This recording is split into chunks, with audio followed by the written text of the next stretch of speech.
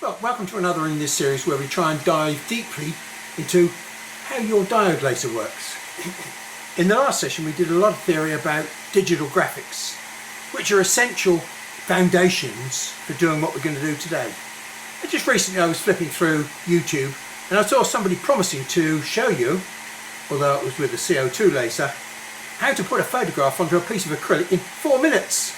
So today we're going to turn that theory that we did last time into practice, and you'll see just all the number of steps that you have to do to get it right. It isn't just a matter of putting a photograph in and pushing a few parameter buttons and off you go. No, it's a lot more complex than that. You have to set your machine up and you have to understand how you've set your machine up. Now we are using, remember, a 5 watt or a 4 watt diode laser here. So things are completely different to what I'm used to in the past, but hey, I'm sure I can adapt it as I go. Well, one of the things that we know about this 5 watt laser is that it can't really engrave on the surface. But what it is good at is producing a shallow but deep cut like this, because it has got a very sharp beam. And a sharp beam is not much good for engraving because it always cuts. And so I demonstrated to you with the matrix test how if you put several of these together you produce a carbon comb which just falls out. This is a feature of the beam that we have to exploit. If we take a look at that, it produces a long, deep groove. But equally well, you could look at it in the other direction and say, well, if we just started the beam off and stopped it, what we're going to produce is effectively a deep sausage. And if we can control that sausage shape, we can probably get it back to a dot, a black hole, a cone. And that's what we're really going to try and achieve with this laser head now. But before we can produce a cone, we've got to choose a material that responds to this laser. Now we've seen that wood will respond to it. Wood is very slow in taking up the energy and gradually changing the chemistry, and then once it gets to carbon, it quickly sucks in the energy. So wood is not a very good material to use. What we did find was that we could remove the dye from dyed material very quickly. But the problem is getting a balance between the time taken to remove the dye with this very sharp point and it burning through the dye and then causing the material underneath to turn brown. Because I think the first material that we should try is black card. So here's that black card that we tried to use we've used before. It's about 1mm thick, and I think it's the sort of thing that's used for framing photographs. The focus on here at the moment, with its compound lens on, which I've got on here because I want the sharpest possible beam, and I seem to think that we had this set to 9mm as the focal point. I'm going to run a program which has got various line speeds on it.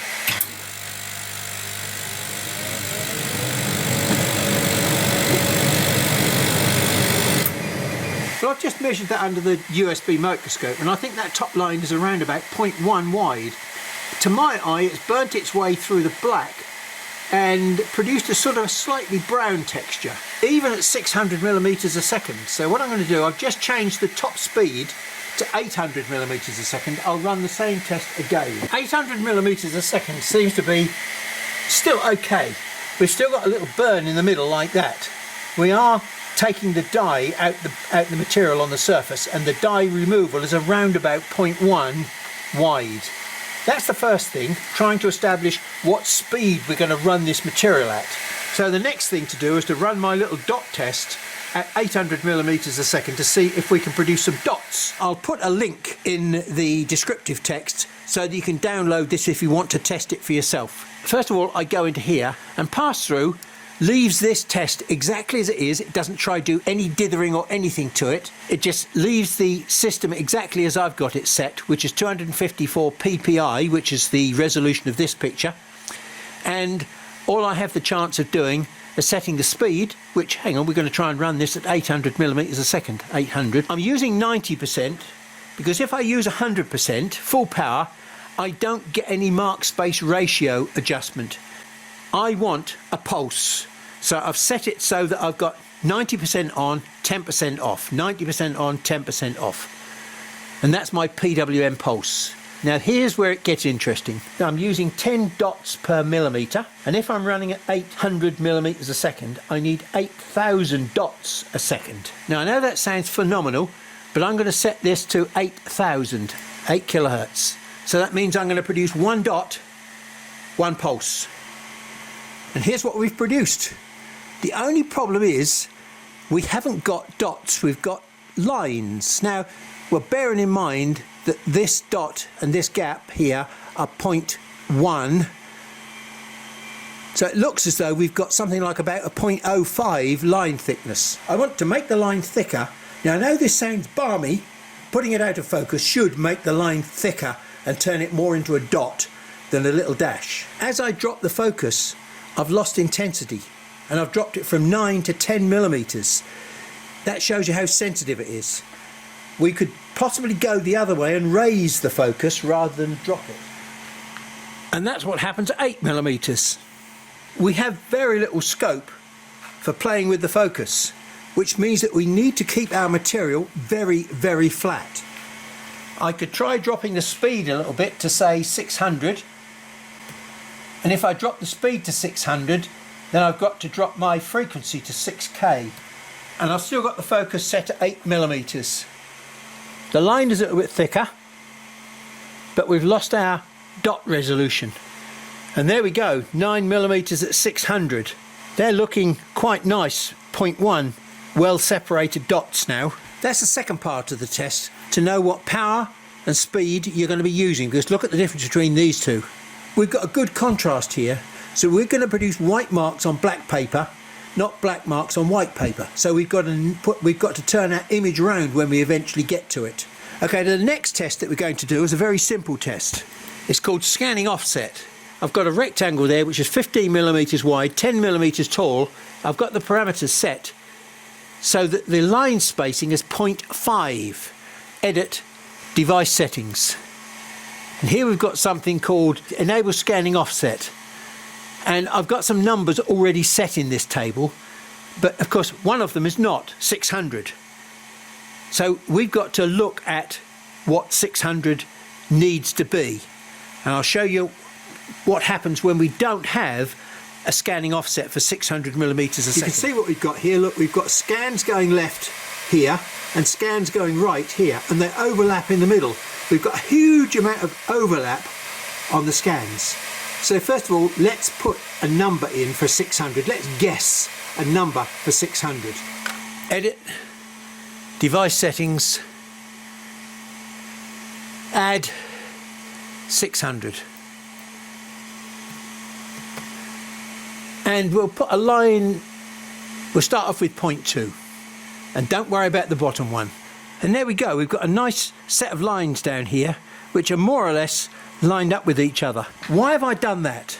Now if we're going to put dots on this line instead of a line, the dots on this line are not going to line up with the dots on this line if they're offset to each other. So it's important that the dots are in the right place relative to each other when we do a photo engraving. There's 3 tests that we've just done there that you can't do in 4 minutes. And we haven't even started the engraving yet. But what we've done, we've established all the parameters that we need for doing our engraving. So remember, I promised we were going to try and do this engraving, which is very demanding as a photograph, because it's got lots of black in it, lots of very pale colour, lots of very crisp images, and lots of detail. And we've even got these pieces here which are very slightly out of focus. This is a very dramatic test of what I've been trying to tell you about photo engraving. Now I can do this successfully on the CO2 machine, but I've never attempted it on a diode machine. But I think that I've established what the parameters are for possible success. We're not going to use pass-through because we haven't prepared this image in Photoshop. All I've done is sized this image in Photoshop to make sure it's the right size and the right resolution, which is 254 ppi. And we're going to output it at 254 ppi. We're going to run this at 6,000. It means I'm going to run this with a frequency of 6 kilohertz, 600 millimeters a second, and 90% power. Those are the parameters that we've already established we can achieve. Okay, now if I set this to 601 or 602, the scanning offset that I've set will not work. it has to be exactly the parameters that you decided for the scanning offset. And I've just remembered this. We've got a choice up here, negative image, white on black, not black on white. That doesn't look like a negative image, that just looks a bit weird. How come the eyes, the whites of the eyes, aren't black? Well, I'll tell you what I'm going to do. I'm going to just run this little piece at the bottom here on this piece of card to see whether it comes out the right way round. A white image on a black background. And the answer is it's coming out as a positive, white on black, but the preview didn't show it as a negative. Everything looks slightly fuzzy here, not as crisp as I thought it was going to be, and I thought, that's weird. I wonder why that is. And then I looked at this little bit on the side here, which is a white border, which I failed to crop off. But when I look at that white border, here's what I see. Look, scanning offset problem. What happened was that at 15 millimeters wide, I failed to get the correct scanning offset. I've changed my scanning offset pattern to 50 millimeters wide here. And now we can see that I've got a problem. My dots on one line do not line up with the dots on the next line. They're 2 or 3 dots out at least. So I haven't set the scanning offset on a big enough sample. So this is still going the same way that we had originally. So I think I'm going to have to change this scanning offset to 0.3. And there we go. That's fixed it. Let's go for the real thing now. But before we go for the real thing, remember this is very sensitive to focal distance. If I get any variation between where the material is sitting and the head, the focal distance is going to change. So what I'm going to use to solve that problem is something I've made out of acrylic, which is a sort of a vacuum table. Yeah, it's got 12 fans in here which provide enough suck to keep the surface flat. Although my piece of card is fairly flat, as you'll see, what you'll notice is in the middle that it's sitting up at least 1 millimeter in the middle. So if I turn my fan on, all of a sudden it's held nice and flat. How level is it? Because if we look down here, you'll see that I've got a single adjusting screw in the middle here. And over the back here, I've got 2 more screws, so I've got 3-point location. So because it's easier to leave this one alone, I'm going to turn the whole thing round so that I can adjust the front two easily. So we move the head to the middle, which is where my location is, and I'm going to set my table to 9 millimeters, which is the focal distance that we want. It's a nice snug 9. And then I'm going to come to the front corner here, and I would say that it's probably within 1/2 mil of correct. So what I can do is I adjust my front screw here to raise the table up just a bit, and there we go, it's a nice snug fit there. And do the same thing over here. That's a nice snug fit. All 4 corners of my piece of material are level, and I shouldn't have any problem with focus, because you can see how quickly things will change if I let the focus drift out of position. This image is roughly 300 millimeters tall. I'm going to be scanning this image at 600 millimeters a second.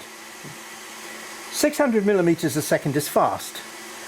And if you imagine in your car you want to accelerate from 0 to 60 miles an hour off the traffic lights, it's going to take you several hundred yards to get to 60 miles an hour unless you've got a Tesla.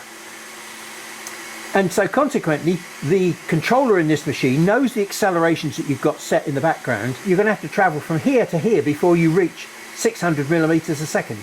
And then you're going to do 600 millimeters a second across the image, and then you're going to drop down to 0 to stop, turn around and come back. So every scan that you make, you may have 30, 40, 50% wasted scan time. It's going to take me longer to scan this way than it is if I turn it through 90 degrees, because here I've got 300 millimeters, 10 scans per millimeter, which means I've got 3,000 scan lines across here, okay, whereas if I turn it round, I've only got 1,800. Now there's my white border that I told you about that I failed to crop off when I was sizing this picture in Photoshop, so that's what that white line is down the edge. Well, I'm afraid her severe case of acne here must be me. I've put some sort of marks on the card that doesn't look anywhere near crisp enough for me. All the detail is there, but there's not enough contrast. So we go and look at it under the microscope and see exactly what's gone wrong with that picture, because people will say, oh well, no, what we need to do now, we need to brighten it up, we need to sharpen it, we need to do all sorts of things to it. No, there was nothing wrong with the picture to start with. The reason it's come out like that is because I've done something wrong in the interpretation of my pixels going down on there. Now it could be that the pixels are not burning away enough of the dye to make it white. But that's always likely to be the problem with this material. But hey, look, we engraved that at 600 millimeters a second with a 5-watt diode laser. Yeah, let's keep things in proportion at the moment. There's another material that might be a lot better than this, and we'll try that next. There's the pupil in her eye, and although we've got some white dots here, these single dots, which are not really white, they haven't come out white. I mean, they're all single pixels, as you can see, but they're not very well defined. So the black card turned out to be a bit of a disappointment. Yes, we've got a very sharp high intensity spike on the end of our beam, which drew out the dye very quickly. We're able to do that at 600 millimeters a second, even 800 millimeters a second, but the consistency of the material was not there, and so consequently we finished up with a bit of a dull picture. The principle was demonstrated because we were able to put down 1 dot per pixel. Okay, so the machine is capable, it's just that we chose the wrong material. Although I haven't done this before, a better material might be anodized aluminium, black anodized aluminium. You start off with raw aluminium, you put it into an electrochemical bath, and you convert the surface of the material into an aluminium oxide. If you leave it in there long enough, this barrier layer tends to grow up in this rather interesting hexagonal pattern, and you get all this cellular structure that sits on top of your aluminium. Now you'll note that the aluminium has actually grown in size, which is one of the things you have to worry about when you're making parts that are anodized. You have to allow for the fact that the anodizing is going to make the part grow. So once you've grown your aluminium oxide cellular structure, you can fill the cells up with a water-based dye and then seal it over the top there to cap the colour in. The dye itself, because it's water-based, will evaporate very quickly, but we have to break through the sealing surface on there before we can get to the dye. The great thing about anodized aluminium is that this material here is white, and we're going to try and remove the black dye. Now the black dye will evaporate at probably something like about maybe 150, 200 degrees C, but this cellular structure here will not melt until we get to about 2000 degrees C. So we've got a huge temperature difference between the evaporation of the dye and the damage to the white aluminium underneath. So we can throw quite a lot of power at this and not damage the cellular structure. But we don't want to throw a lot of power at it. We want just enough power to remove the dye. And I don't know what that is. This is a binary material. On a CO2 machine, this disappears very quickly. Now I've probably briefly shown you this image before, but this was done on a CO2 laser, and you can see the amount of detail that we've been able to get into this picture. It's quite phenomenal. Anodized aluminium is a very good material to use, but how much power we require to remove the surface sealing and then the dye is very much a matter of conjecture for this material with the diode laser. It's a binary material in that we can only convert this to one colour. We remove the black dye and we finish up with the white anodized aluminium underneath, which is perfect. So there's the lovely 0.1 dots that I get with my line image from the CO2 laser. But what I've done, I've tried to find the best parameters now for setting this material up with the diode laser. So I've been through all the tests that we did previously, and we finished up with these results for the dot test.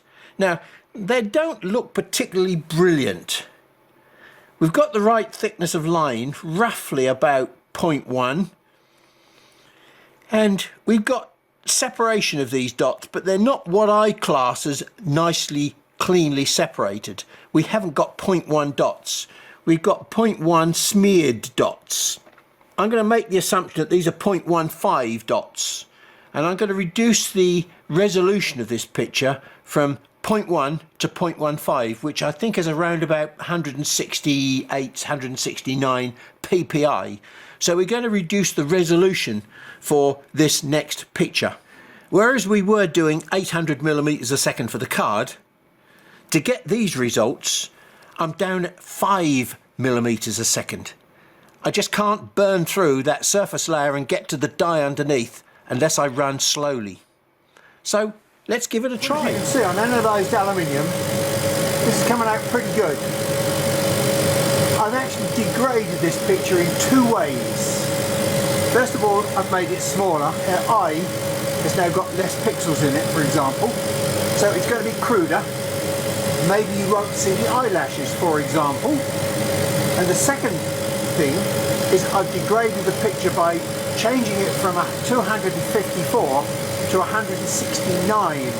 I reasoned that the pixel size that I got on my test pattern was around about 0.15 long.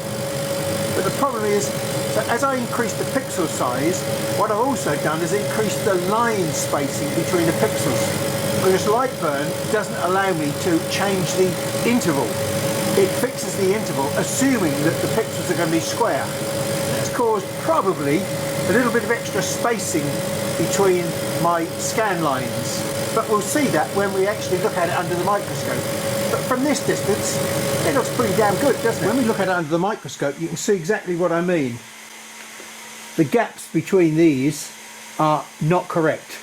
I mean, we've got lovely single pixels here. The line spacing is too wide, and so consequently we've got more black in that picture than we need. We want a little bit more white. After doing that image, I've taken the lens off to inspect it. I don't know when that muck appeared on there, whether it was when I was doing the cardboard or whether it was when I was doing the anodized aluminium. That's certainly compromising the performance of the lens. So unlike a zinc selenide lens, which has got a surface coating on it, with no fear of damaging any anti-reflective surface, I finished up cleaning that with acetone.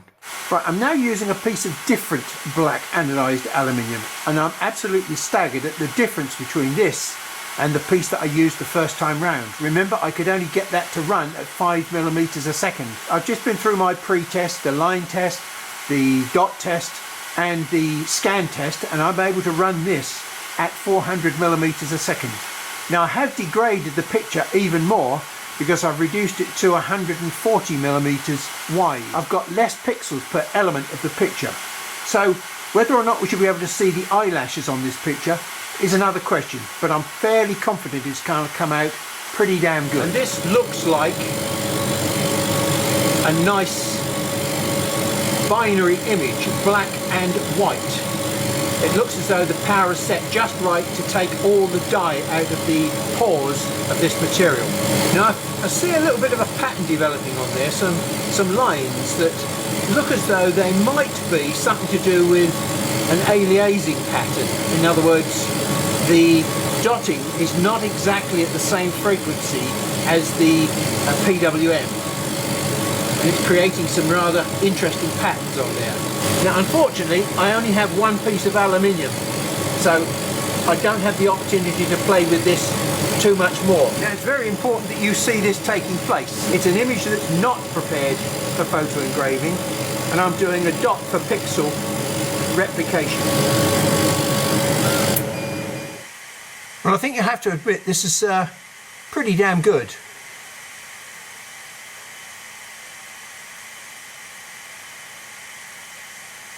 The problem is, can I reproduce that quality on any other material? The only other process that I could imagine I'd get anywhere near that quality with is the Nicky Knowlton white tile process using titanium dioxide. And we will try that later. Having run the anodized aluminium tests, I've just taken the lens off to have a look at it, and yeah, I think fairly confidently all that crap that was on there came from when I did the cardboard test. So brand new material, we don't know anything about it. So the first thing we're going to do is the line test.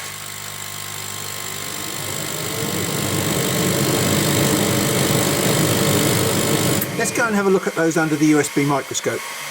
Well, 600mm a second look pretty good under the microscope, so we're just going to run the dot test and see what we get. Well, I've improved the contrast on the slate. Actually I've done it this time with a little bit of oil, but normally I'd do that with wax or a clear acrylic. And let's just see what the results are. Slate is an interesting material because although it looks like a stony material, it's actually made of sand, it's sediment that settled at the bottom of a lake or sea and has then been what they call subducted, i.e. pushed underground under pressure and it's been pushed up into mountains or something like that, and then it's mined as a stone. But at the end of the day, this is sand, quartz, and quartz has got a melting point of about 1700 degrees C. Now you need to know these little facts, because what we're trying to do here with the tip of the beam, the very high intensity tip of the beam, we're actually trying to create glass by melting the sand. We're not chipping away. Yeah, we're getting an image of some sort. It's reasonable quality, but it's nothing like what we saw with the anodized aluminium. So as you can see, it's nothing like the quality of the anodized aluminium, but you know, that's not bad. We're still doing dot for pixel. It's just that the material can't take the dots properly. Now I'm now trying to engrave some glass, but unlike slate, glass is transparent. So you have to adopt certain tricks to try and engrave glass. Let me explain. Light energy normally passes right through glass, doing nothing. There may be 1 or 2% of absorption, but virtually not enough to damage the surface, because it doesn't melt until it gets to about 1700 degrees C. I've only got 5 watts, so even if we do manage to absorb it, it's not going to be enough to damage the surface because of the high damage threshold. If you put, for instance, black paint on the surface there, like that, what's going to happen is the energy is going to be absorbed by the black paint, and maybe, depending on how thick you put it on and its heat transfer properties, it might transfer a small amount of heat to the surface there and damage it. Might. The sensible way is to put a black carbon surface on the bottom there. Carbon is a very, very good absorber of energy, and what it will do, it'll transfer the energy at the interface and cause damage at the interface of the glass and the carbon film. I don't happen to have enough glass at the moment to be able to do that, but what I have got is a piece of glass that's painted with black paint already, and that black paint has probably only black because it's got some carbon in it. I'm hoping that the paint that I'm using is going to provide the interface heating that I'm looking for. Well, it's done now. Well, bits of it are okay. The problem is, this is paint, and so it doesn't come off. We've got to take it off with acetone or something to see what the effect of the engraving is. But to be honest, the answer is almost zero. Catch it in the light right and there's a hint of something there, but hey, that's very unsuccessful. Well, I've just prepared a little glass tile there. I'm going to reprint that large picture, but I'm doing it on a piece of paper so that, you know, nothing gets damaged underneath, because the paper won't get damaged by 5 watts. When we get to the blackened glass, it should damage the underneath of the glass. And all I really want is the eyes, the nose and some of the hair. So the rest of the portrait will be missing. Now I can already see from the flecked texture that we've had some success at engraving the back of the glass. So obviously the carbon film that I put on the back is absorbing the energy and transferring it directly to the back of the glass. But we'll see how successful this is when we take it in and wash it off. Yes, we can just wash it off because it's just a carbon film, and trust me, it gets everywhere. I mean, I've washed my hands several times and I've still got black fingers. This is worse than titanium dioxide. Well, I've now washed it off and hold it in the light, catch the light on it right, and it looks pretty impressive. Particularly those eyes. I mean, that's the way that it was engraved from that side. So it's rough on the back, and it is rough on the back. Not dangerous, just rough. But even on glass, look at the amazing detail you've got in the eyes. But to be honest, catch it in the right light, you can see there's hardly any image there at all. So I don't regard that as a proper engraving. Yes, you've marked the glass. That's what I call a very fragile engraving. It doesn't stand up to scrutiny from all directions in any light. Although the dot for pixel method works perfectly well on glass, glass is not a very good medium for engraving on.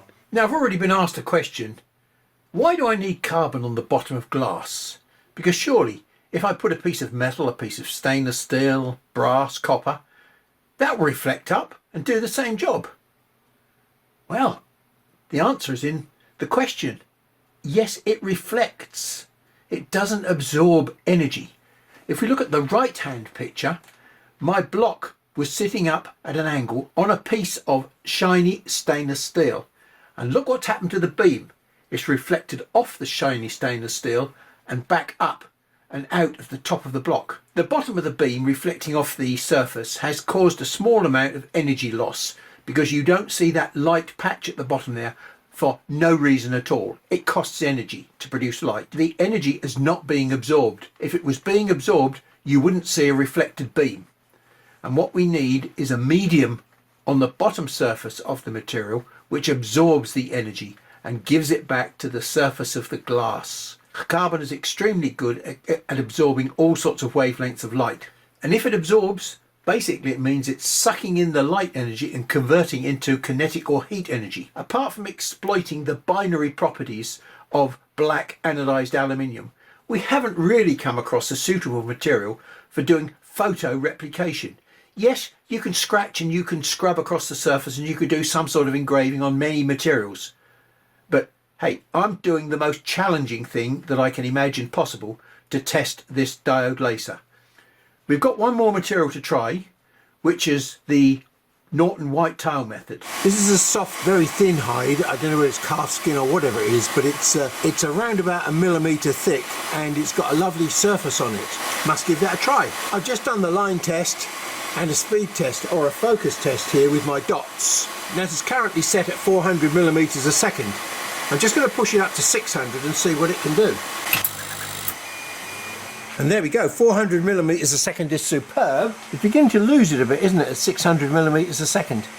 But then again, maybe I ought to change the focus a little bit. Now I've tried several options and I'm liking that one the most. That's 8.5 millimetre focus, 400 millimetres a second. Now you may remember in one of the earlier sessions I mentioned about this thing here, dot width correction, how it can change the size of your sausages, the dashes in the bottom line. Now currently I've got this set to 0.03, so I'm going to change that to 0 at the moment and I'm going to run that same test again. When I had the dot correction to 0.2 maximum, here's what it did. It corrected the dots okay, it made them disappear, and even at 0.1 it doesn't allow my dots to come back. I have to go down to something like about 0.05 before I get my dot pattern back, and that looks, if you look here you can see the dots are rather suppressed because we've got quite big gaps between the dots. We've got lovely small dots but big gaps, so those dots are around about 0.05, and then I changed it down to about 0.02, and now we've got dots that are roughly the right size. The gaps and the dots are about the same size. So be careful how you use that dot width control. If you put it up to maximum, what you're really doing is effectively the same as all the brightness controls. You're making the single dots disappear. Because I've got manual table adjust on this machine, I can adjust the focus on the fly, and I'm afraid that I've done that here because you'll see there's a difference in the colour. It wasn't correctly focused, so I've just adjusted the focus up a little bit better, and it's immediately brought in the hairs. I've just stopped it because I've realised I've got a problem. Why are her cheeks so dark?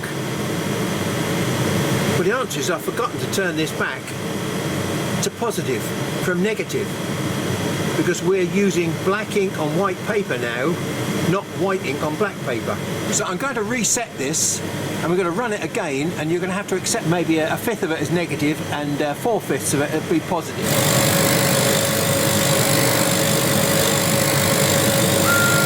When I turned it back into a positive and ran it again, I think you've got to admit the results are pretty staggering. Look at the quality in that hair, all the details in the hair. You can see the finest little hairs there. You can see all her eyelashes. You can see all the little speckles in her iris. You can see all the marks on her lips and the highlight in the lipstick. I mean, this is amazing detail for a piece of leather.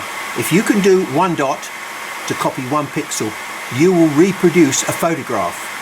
not produce a photo engraving. No, I don't come out into my workshop here and drink secretly. And that's not gin in a wine bottle. That's actually water in a wine bottle. You may have seen this demonstration before, but the problem with acrylic is it's a unique plastic. There's nothing else in the plastic world that reacts like it, and it actually is very close to water in that when it's a piece of clear solid material, it's ice, just like water. Ice turns to liquid at 1 degrees C. This stuff turns to liquid at about 160 degrees C. What happens to water when you take it to 100 degrees C?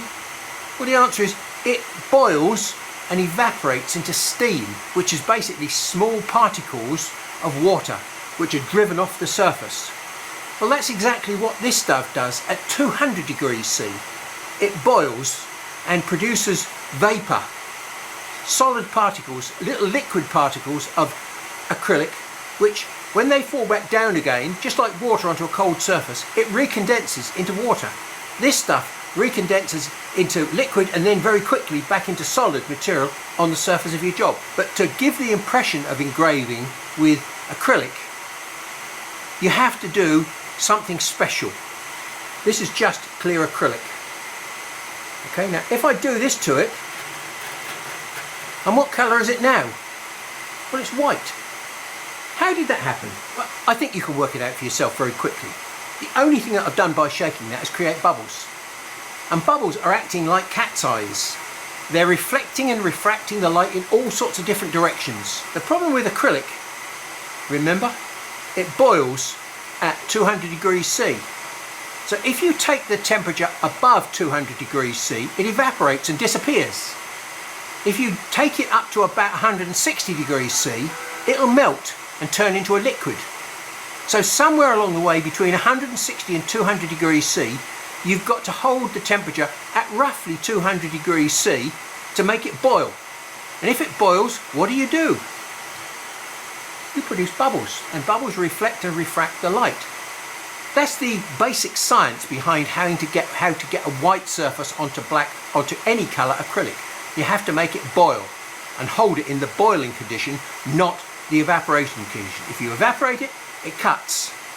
So I've already done lots of tests onto black acrylic with my dot test to see if I can find a set of parameters that will give me this boiling white surface. It's very difficult with only 5 watts to somehow create a boiling action.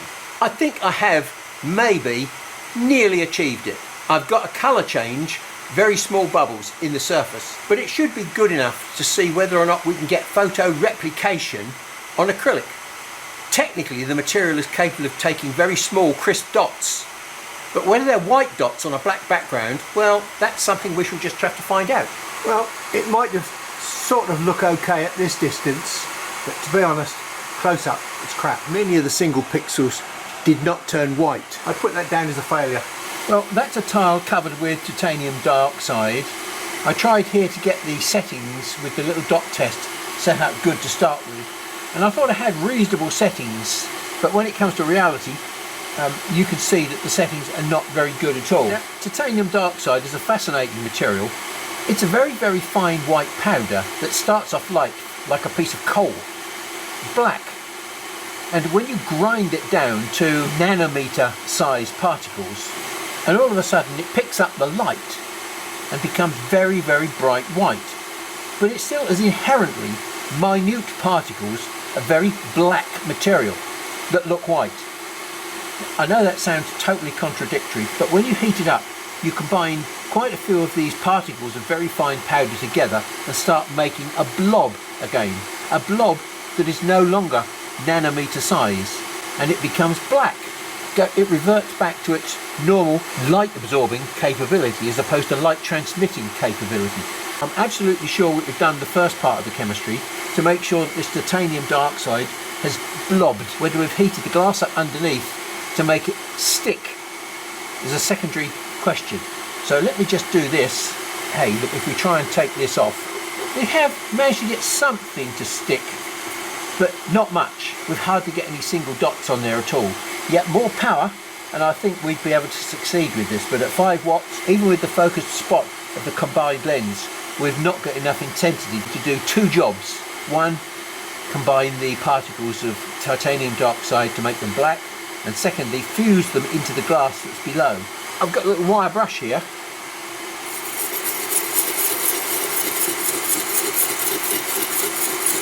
I mean, that's how durable it is. Now, I've no doubt at all that if I want to put some text on there with very slow, in fact, let's try it. I think we've given photo replication a fair shot with this machine. I'm afraid that what I've just done there sums up where I am with this project at the moment. That's the end, as far as I'm concerned, trying to do photo replication with a 5-watt laser diode. This is really all this machine is good for. This sort of engraving, solid text engraving. Look, I can be fairly confident now that when I take that off, what we've achieved is what should happen.